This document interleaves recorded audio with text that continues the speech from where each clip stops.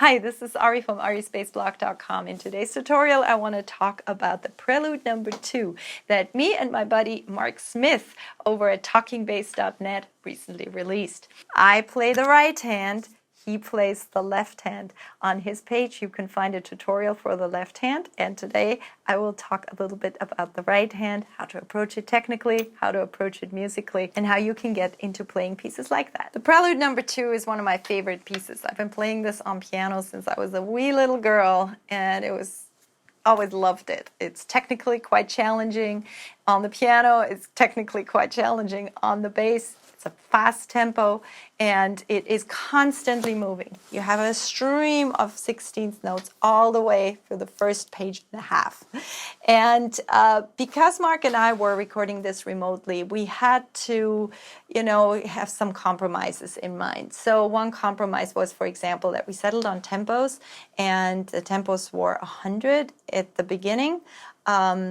Then when it goes to the presto, 116, and in the end, at the allegro, we chose 96. So there are tempo changes in this piece, and obviously if you're not in the same room, if you're not picking up a person's breath and tempo, you can't make these changes on the fly. So I had to put in a couple of metronome beats to line us up. Why did I choose the 6th string? Well, we knew we were dealing with two basses, and I wanted to make sure that I sound as the least muddy I possibly can, because if you play with two basses, it can easily sound muddy. So I chose the 6th string because it has the high C string that has a little bit of a lighter timbre. Also, the range, it does go up to the high A. So if you have a 24 bass 4th string, that will work. You can bend that A up, or you can hit the harmonic if you like, but it's just one note, and that means you can still find a way to play it on the 4th string. You can also tune your bass or string it in tenor tuning. That means that you use A, D, G, C for the tuning, and essentially just my highest four strings.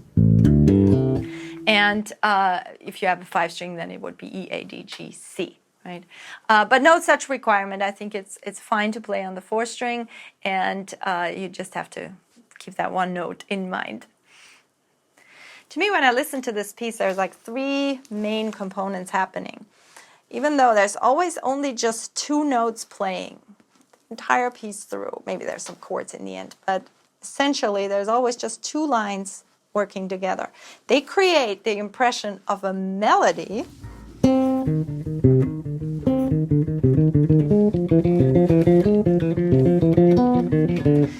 So that's the melody that you hear, right? Trying to bring this out a little bit with these 2 corner notes, right?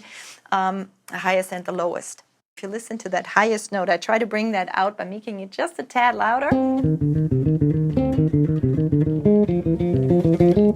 And I just lean it back just a touch time-wise. So I guess just want to give it a little bit of an emphasis. Not too much, though. You will see some Bach interpretations that do a lot of that. That's not so much my bag. I like my Bach groovy. Then there is the impression of harmony. Essentially, we're outlining an arpeggio.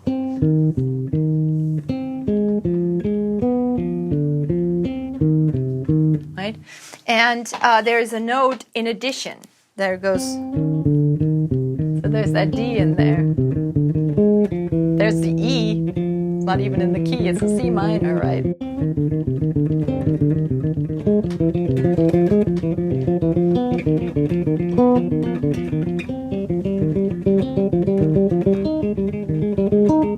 It's always a chord plus a note. And what's really interesting is that in the beginning, I both of us outline a C minor, and then goes to F minor, and this is Mark's lowest note, right?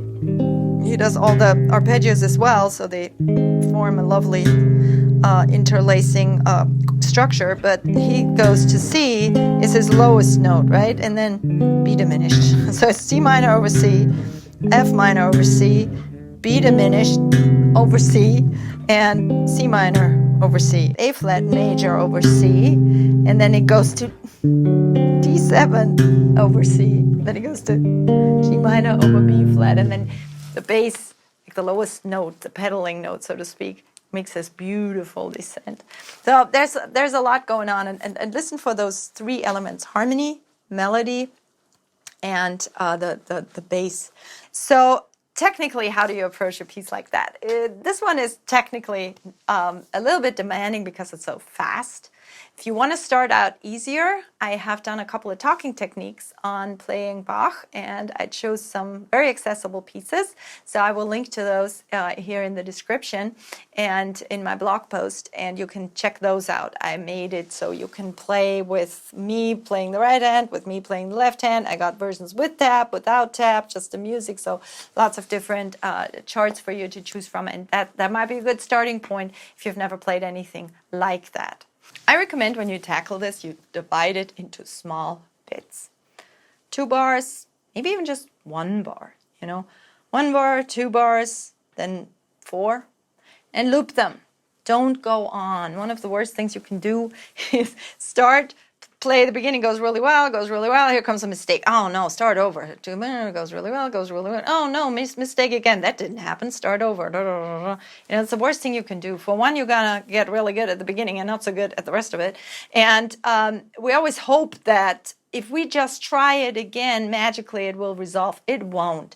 Grab a pencil, mark the spot, and really analyze what happened. Oh, I have a bad fingering. The jump is weird. I'm playing a C, but I should be playing a different, I'm giving you tap for this, so there'll be some guidance for fingering. And I had 1 or 2 favorite fingerings that I kept toying with, but you want to keep it consistent. You don't want to reinvent the wheel, and for example, when I do this, which is, might be hard for some because you have to jump over 2 strings here. And then you have to go from this to here, right? So there's a lot of jumps or spots that you can isolate. And rather than go, oh, it's a mistake and it won't happen again, if I just play it again 500 times later, you've really practiced a mistake. So isolate it and try to figure it out. So tough spots, is this, for example, to just make this jump across 2 strings. And then from here to here, that can be hard for some. So isolate that. By the way, as I was learning this piece, what I started doing then is, because it's always the same structure of 1 measure and you just do it twice, I would just play it once to play it, to learn that structure. Of course, when I'm talking, I'm playing it twice, but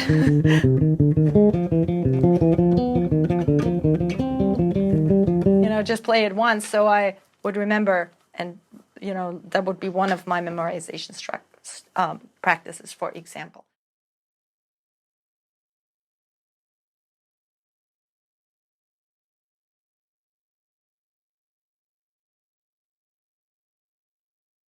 One thing technically that I can say is that when you have these jumps over 2 strings, it helps when you keep your hand really calm and just let don't bother. I see a lot of people when they do figures like this, they, take their whole hand out of commission. I'm 1 finger per fret really pays off in a piece like that. So, my fingers are really trained to find where they're supposed to be here. 1 finger per fret, right? Tons of permutation exercises got me there. And that's why I recommend them so highly. But see, you don't want to pop your whole hand out of position. You don't want to do, you want to, each finger has its position, and it helps if your hand is oriented parallel to the fretboard. A lot of people are going this way, doing these kind of things, and then you can already see that you have a harder time reaching them. So play with this angle, where your arm comes from underneath. That gives you the give you're gonna need, because you need to get from here to here, right? And my hand is very soft, it's very relaxed, so there's almost no tension. That's how this works for me, because if I would be overworking and overgripping, you would hear it. It's these sort of things. You might be tempted to do something like that. I prefer not to. I just practice string crossing a ton, with every single finger, over and over, so that I can get those transitions smooth. Let's talk about the right hand for a second. You need to have a plan. It's very, very important. There are some spots where it might make sense to start with a specific finger, and if you want to reset there or do rake, meaning using the same note, the same finger over both strings, you can, but I recommend you plan it that way, because if you have to reinvent the wheel and figure out which finger you're going to use every single time you play it, meaning you play it differently every single time, I recommend against it. I am liking alternating in most situations, and that way I don't have to think about my right hand, right? On some of these figures, it might be easy to get lost on which string you're on, right? You know? So this is a good one to isolate, because that goes over 3 strings. It's important to understand that fast movement is only possible if you are relaxed. If you're trying to push through, if you're going, I'm gonna get it, you are working against yourself. So talk about a pinky workout. This is the 2, 4, 3, 4 permutation, right? I don't always use every single finger in every permutation, but so if that's hard for you, 2, 4, 3, 4, do it on one string. 2, 4, 3, 4. I mean, we are at tempo 100 here, so you know, just that.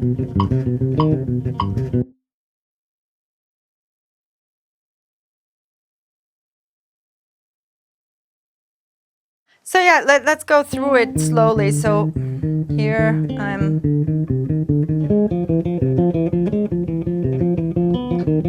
pretty much staying in one position here, and this guy here, you have to go out. You could do, but I didn't like that because my pinky would be like really overexposed here. So just go down. And then here is a jump, you know. It's not too bad. Easy to reach. This one is one I might recommend taking apart, because, you know, for one, it's really easy to bend this. Right? You don't want to do that. Now this one has another one that has a somewhat challenging string crossing going on. So a good way to do that is you can pre-plan. You can, when I go to the G, I'm already touching that string. I'm ready to go. Stay as close to the string as possible. You can clearly see if you have a habit of doing something like this, where your fingers are flying far away from the fretboard, then you're going to have a much harder time playing that in tempo.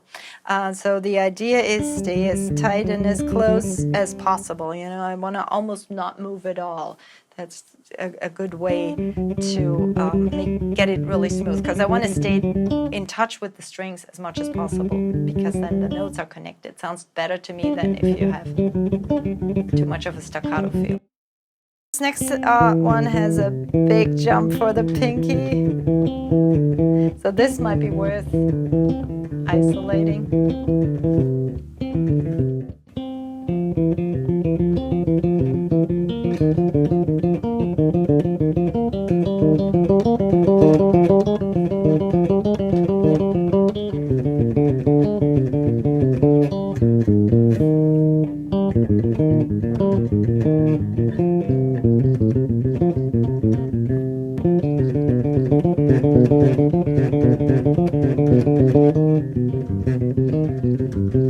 Here you have the pinky doing the spring jumping duty. You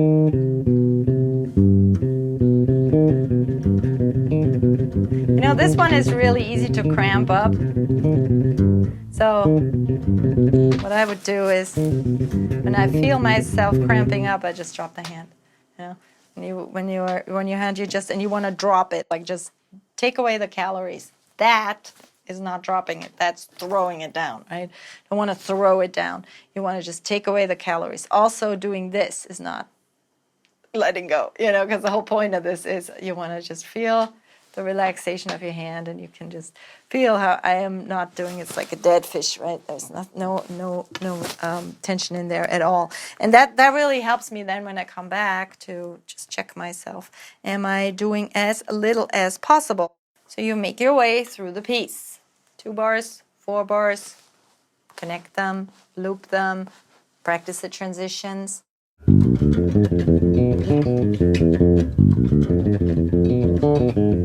If you have a 4-string, look at this fingering.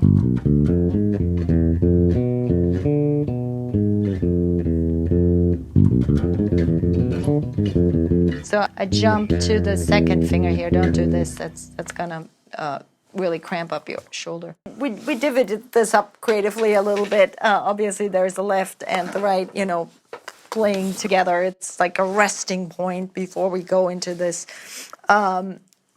presto, even though it's a very active resting point, And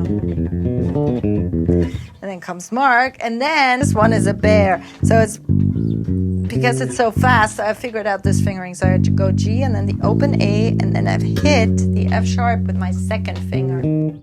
So what I practiced a lot was this. Just get that jump in time, So you jump, G, open A, F sharp with the 2nd finger.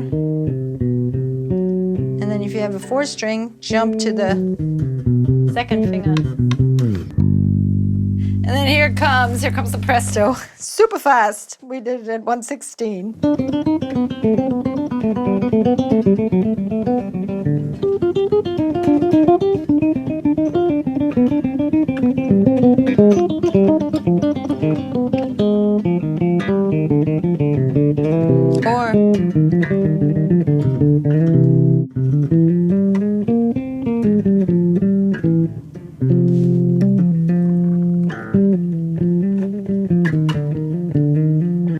I'm playing a couple of hammer-ons for the ornaments.